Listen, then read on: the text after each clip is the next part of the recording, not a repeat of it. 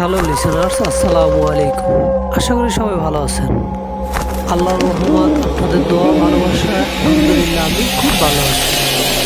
আজকে যে ঘটনা আপনাদের কাছে শেয়ার করব, এই ঘটনাটা কোনো গল্প নয়, এটি একটা বাস্তব ঘটনা। আর এটি ঘটে গিয়েছে আমার এক কলিগের সাথে।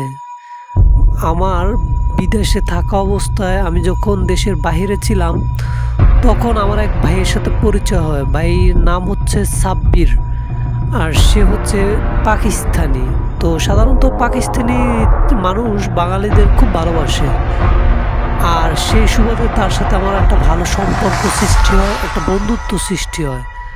আমাদের বন্ধুত্বটা খুব জমে যায়। তারপরে একদিন আমরা যখন বাইরে বসে আড্ডা মারতেছিলাম, তখন এই সাব্বির ভাইয়ের সাথে ঘটে যাওয়া একটা মর্মান্তিক ঘটনা আমার কাছে শেয়ার করলো। সেই ঘটনাটাই আমি আপনাদের কাছে শেয়ার করার চেষ্টা করতেছি, সাব্বির ভাইয়ের মতো করেই। সাধারণত বাইরের কান্ট্রিতে, সৌদি আরব, দুবাই, এগুলো কান্ট্রিতে মানুষ দিনের বেলায় রোদের তাপমাত্রার জন্য বাইরে বের হয় খুবই কম, কিন্তু এরা সারা রাত ঘোরে। সারা রাতটাকে এমনভাবে তারা এনজয় করে, যেমন দিনে মানুষ কাজ করে রাত্রবেলা ঘুমায়, ঠিক তারা তার উল্টোটা করে। তারা সারা রাত ঘুরবে, সারা রাত কাজ করবে, কিন্তু সারা দিন ঘুমাবে। তাদের দেশের ওয়েদারটা এমনই যে মানুষ দিনের বেলায় বের হতে পারে না, তবে রাত্রবেলা সারা রাত মানুষ বের হয়। ঘটনার দিন ৮-১০টা সাধারণ দিনের মতোই ছিল সাব্বির ভাইয়ের কাছে, কিন্তু ওই দিন যে তার সাথে এমন মর্মান্তিক ঘটনা ঘটে যাবে সে কখনো কল্পনাও করে নাই। সে ভাবতেও পারে নাই যে তার জীবনে এমনই একটি কালবৈশাখী ঝড় আসবে। সে ৮-১০টা দিনের মতোই সাধারণত সন্ধ্যা ৬টায় এসে ডিউটিতে লাগলো। ডিউটি আবার তার সকাল ৬টায় শেষ হবে। সে ডিউটি করতেছে, রাত ৩টা কি ৩:৩০টার দিকে তার ফোনটা হঠাৎই বেজে উঠল। ফোনটা বেজে ওঠার পরে সে দেখলো একটি অর্ডার আসছে। অর্ডারটা খুব বেশি দূরে না, কাছেই, তবে একটু অন্ধকার গল্লির ভিতরে গিয়ে তার অর্ডারটা দিয়ে আসতে হবে। তো সে দেখলো যে অ্যামাউন্টটা মোটামুটি ভালোই ছিল, বেস্ট ভালো। এটা দেখে সে অর্ডারটা অ্যাকসেপ্ট করলো। অ্যাকসেপ্ট করে সে প্যাকেজিং করে রেস্টুরেন্ট থেকে অর্ডারটা নিয়ে যাচ্ছিল। নিয়ে অপর প্রান্তে যে ফোনে সে কন্ট্যাক্ট করার ট্রাই করতেছিল, যে অর্ডারটা দিয়েছে, সে শুধু তাকে বলছিল যে বাড়ির ফোন হোল্ডার নাম্বারটা, শুধু এতটুকুই বলেছে, আর কোনো কথা না বলে সে ফোন কেটে দিয়েছে। তারপরে সে ওই লাইভ লোকেশন বের করলো, সাব্বির ভাই লাইভ লোকেশন বের করে সে বাসা খুঁজতে খুঁজতে বাসার ভিতরে গেল। যাওয়ার পরে দেখলো যে খুবই অন্ধকার। তারপরে তাকে টেক্সট করলো, কল দিল, রিসিভ করলো না। তারপরে কাস্টমারকে টেক্সট করলো যে আপনি কোথায়, আমি তো নিচে আসছি, আপনি এসে আপনার প্রোডাক্টটা নিয়ে যান। তখন সাব্বির ভাইয়ের কাছে ওই কাস্টমার রিপ্লাই মেসেজ দিল যে ভাইয়া, আমি কোনো একটা বিশেষ কারণে আসতে পারতেছি না, আপনি এই ফ্লোরের ৫ নম্বর ফ্লোরে চলে আসেন, লিফট আছে, লিফট থেকে ৫ নম্বর ফ্লোরে চলে আসেন। সে ৫ নম্বর ফ্লোরে লিফট থেকে চলে গেল। চলে যাওয়ার পরে সে তার মাল ডেলিভারি করলো। সেই খাবারটা কাস্টমারের কাছে ডেলিভারি করলো। একটা কাস্টমার ছিল, একটা রুমের ভিতরে একাই ছিল, আর কেউ ছিল না। কাস্টমারটা হচ্ছে একটা মেয়ে কাস্টমার। মেয়ে কাস্টমারটা প্রচণ্ড পরিমাণ সুন্দরী একটা মেয়ে। আর শুধু তাই না, তার ওইখান থেকে কি সুন্দর একটা সুবাস ঘ্রাণ বেরোচ্ছে, এতটাই সুবাস ঘ্রাণ যে সে ঘ্রাণে মনে হচ্ছে অজ্ঞান হয়ে যাবে, এমনই একটা পরিস্থিতি। সাব্বির ভাই তখন তাকে সেই ফুডটা ডেলিভারি করলো। ডেলিভারি করার পরে তাকে আগেই অনলাইন পেমেন্ট করা হয়েছিল, সেই জন্য আর সে পেমেন্টের কথা বলে নাই। সে তখন ওই মেয়েটার কাছ থেকে বিদায় নেওয়ার চেষ্টা করতেছিল, যে আমি বিদায় নিয়ে চলে যাচ্ছি, এরকম বিদায় জানাবে, কিন্তু কোনোভাবে সে বিদায় জানাতে পারতেছে না। কেন পারতেছে না, কিসের জন্য পারতেছে না, সেটা সে নিজেও বুঝতে পারতেছে না। সে অবাক দৃষ্টিতে মেয়েটার দিক তাকিয়েই রইল। এরকম করে কতটা সময় যে কেটে গেছে সেও জানে না। হঠাৎ তার ফোনে একটা মেসেজ আসলো। সে মেসেজ আসার পরে ফোনের দিক তাকালো, দেখলো তখন ৫টা ৪০ বাজে। তখন সে বলল, হায় হায়, আমার তো ডিউটি টাইম এখন রানিং চলতেছে, তাহলে আমি এখানে কিভাবে আটকে রইলাম। সে এটা ভেবে সে তাড়াহুড়ো করে ওইখান থেকে বের হয়ে চলে গেল। চলে যাওয়ার পরে তার অফিসে গিয়ে সে কাজ বুঝিয়ে দিয়ে সে চলে আসলো। চলে আসার পরে সে দিনে রীতিমতো ঘুমালো। ঘুমানোর পরে তার চোখে তো ঘুম আসতেছে না।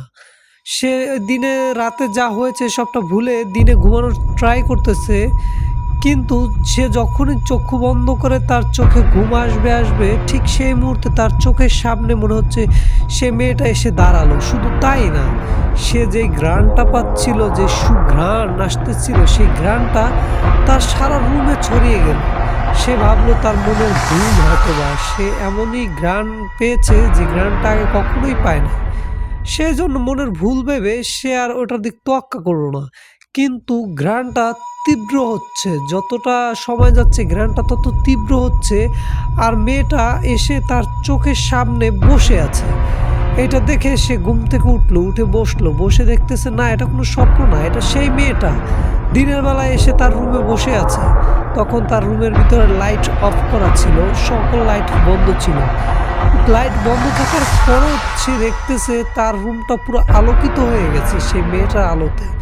তখন সাব্বির ভাই তাকে জিজ্ঞেস করলো, কে তুমি? তখন এই মেয়েটা তাকে বলল, আমি হচ্ছি সুসাইনা। সুসাইনা নামটা হচ্ছে একটা ফিলিপাইনি মেয়েদের নাম। যখন সে বলছে সুসাইনা, তখন সে বলতেছে তুমি এখানে আসছো কেন, আর আমার কাছে কি চাও? তখন সুসাইনা তাকে বলল যে আমি মুক্তি চাই, আর আমার মুক্তির পথ একমাত্র তুমি। তুমি ছাড়া কেউ আমাকে মুক্তি করতে পারবে না। এই কথা শুনে সাব্বির ভাই একটু ভয় পেল, একটু ভয় পেয়ে জিজ্ঞেস করলো, আমি তোমাকে কিভাবে মুক্ত করব? তখন বলল যে আচ্ছা ঠিক আছে, এখন আমি যাই, এখন তো দিনের বেলা এত থাকা সম্ভব না আমার পক্ষে, আমি আবার আসবো, তোমার সাথে কথা হবে। কিন্তু সাব্বির ভাই এইটা দেখার পরে নিজেকে ঠিক রাখতে পারলো না, সে অসুস্থ হয়ে পড়লো, তার গায়ে প্রচণ্ড জ্বর আসলো। 4-5 দিন বিছানায় শুয়ে আছে। সে যতই দিন যাচ্ছে অতই অসুস্থ হয়ে পড়তেছে। অসুস্থ হতে হতে এক পর্যায়ে সে বিছানার সাথে লেগে গিয়েছে। তার যে কলিগরা আছে তারা তাকে এসে সেবা যত্ন করার ট্রাই করতেছে, এত সেবা যত্ন করতেছে, এত ডাক্তার দেখাচ্ছে, এত মেডিসিন খাচ্ছে, কিন্তু কিছুতেই কিছু হচ্ছে না, সে কোনোভাবে সুস্থ হচ্ছে না। আর প্রতিদিন সেই মেয়েটি একবার করে আসে। যখনই ওই মেয়েটি আসে তখনই সাব্বির ভাই পাগল হয়ে যায়। সে মনে হচ্ছে ছন্নছাড়া বেদিক হয়ে যায়। এমন একটা পরিস্থিতি যে সাব্বির ভাই পাগলের মতো আচরণ করে, কোথায় দৌড় দেবে, কোথায় যাবে, কোথায় লুকাবে সে দিশা পায় না, এরকম একটা পরিস্থিতি।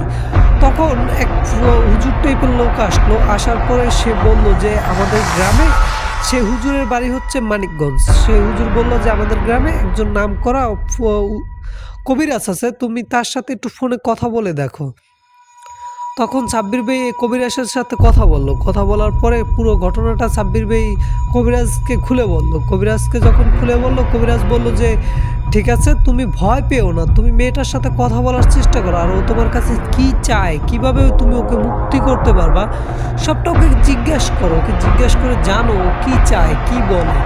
তখন সাব্বির ভাই বলল যে আচ্ছা ঠিক আছে, তাহলে আমি ওর সাথে দেখা করব, ওর সাথে কথা বলবো, যা আমি ও কি চায়, কিভাবে ওর মুক্তি হবে আমি জানবো ওর কাছ থেকে, জেনে তারপরে আপনাকে জানাবো।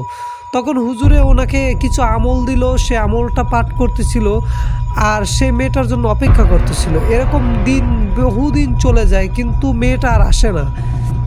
মেয়েটা না আসায় সাব্বির ভাই একটু চিন্তিত হয়ে গেল যে মেয়েটার আবার কোনো বিপদ হলো না তো, মেয়েটা আমার কাছে সাহায্য চাইলো, আমি মেয়েটাকে সাহায্য করলাম না। তখন তার ভিতরে একটা গিল্টি ফিল হলো, সে নিজেকে অপরাধী মনে করতেছিল, সে নিজে নিজে অপরাধ বোধ করতেছিল। অপরাধ বোধ করার কারণে সে নিজেই চিন্তা করলো যে না, আজকে রাতে আমি সেই ঠিকানায় যাব, সেই লোকেশনে যাব। সে যখন সেই লোকেশনে গেল, গিয়ে রাত্র তখন 12টা কি 12:30 বাজে, সেই লোকেশনে যাওয়ার জন্য যখন বাড়ির সামনে গেল, গিয়ে লিফটে উঠবে, তখন লিফট দারোয়ান তাকে জিজ্ঞাসা করলো যে আপনি কোথায় যাবেন। তখন সে বলল 5 তলায় যাব, এত নম্বর রুম, 326 নম্বর রুম।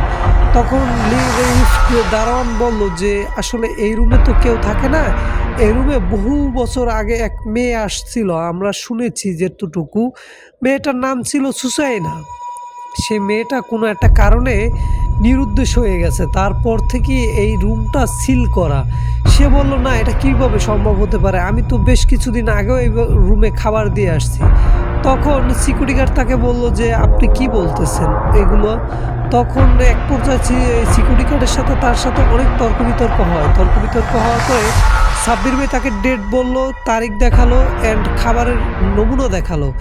তখন ওই সিকিউরিটি গার্ড বলল যে আচ্ছা ঠিক আছে, তাহলে আপনি একটা কাজ করেন, আপনি যেহেতু আমার কথা বিশ্বাস করতেছেন না, তাহলে আসেন আমরা সিসি ক্যামেরায় দেখি।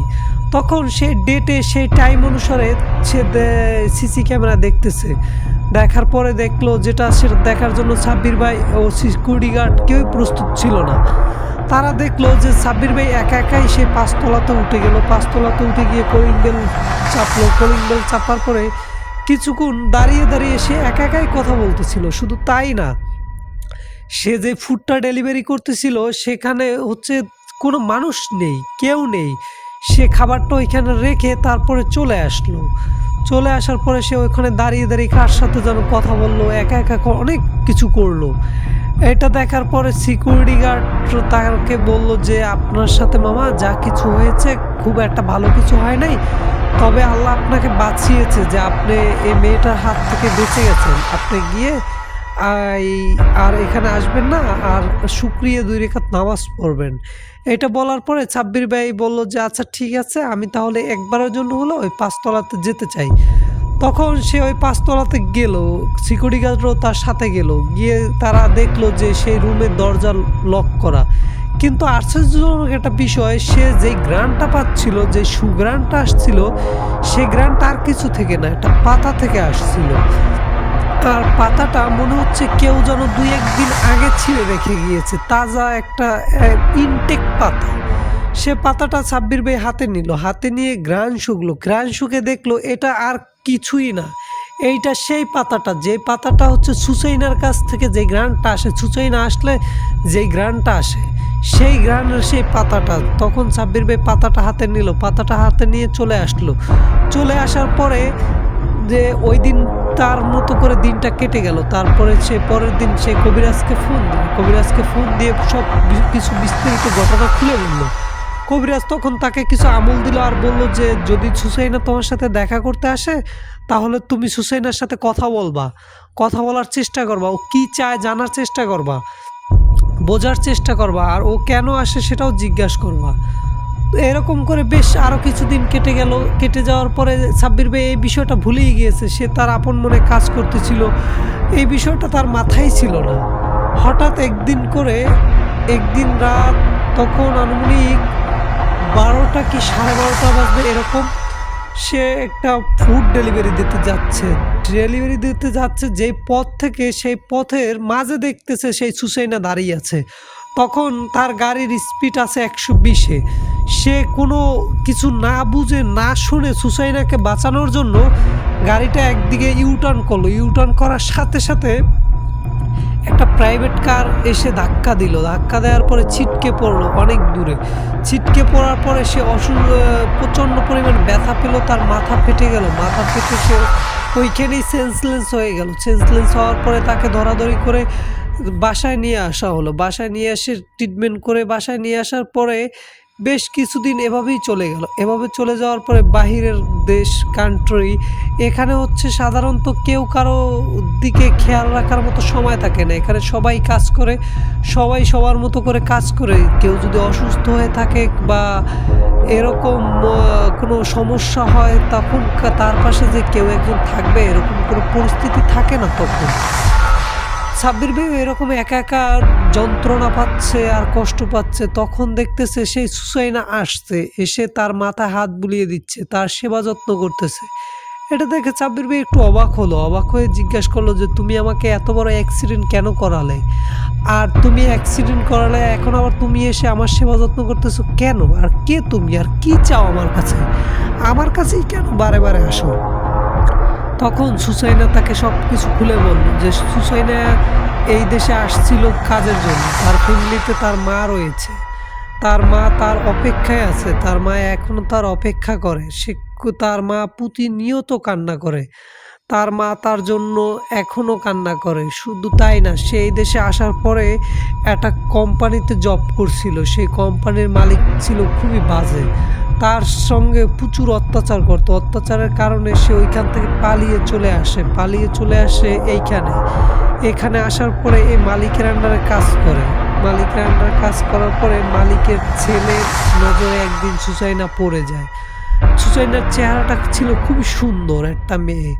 যখন মালিকের ছেলের কুনজর পড়লো সেই সুসাইনার উপরে, মালিকের ছেলে সুসাইনাকে কুপ্রস্তাব করায় সুসাইনা তাকে রিজেক্ট করায় সেই মালিকের ছেলে মেনে নিতে পারলো না। মেনে নিতে না পারার কারণে একদিন রাত্রবেলা সুসাইনাকে জোর করে সেই মালিকের ছেলে ধর্ষণ করলো। শুধু দর্শন করে ছেড়ে দিল না, তারপরে সুসাইনা যখন নিজেকে রক্ষা করার চেষ্টা করতেছিল তখন হাতে ফুলদানি দিয়ে সেই মালিকের ছেলে সুসাইনার মাথায় প্রচণ্ড জোরে আঘাত করে। আর সে আঘাতের কারণে ব্লিডিং হয়ে সুসাইনা সেখানেই মারা যায়। সেখানে মারা যাওয়ার পরে সেই মালিকের ছেলে ও মালিক সবাই বিষয়টা জানাজানি হওয়ার আগেই সুসাইনাকে নিয়ে কোনো এক মরুভূমির মাঝে দাফন দিয়ে তারা ওইখান থেকে পরিবার সহকারে কোথায় নিরুদ্দেশ হয়ে গেছে আজ পর্যন্ত কেউ জানে না। আর সুসাইনার আত্মা সেই থেকে ওইখানেই বন্দী।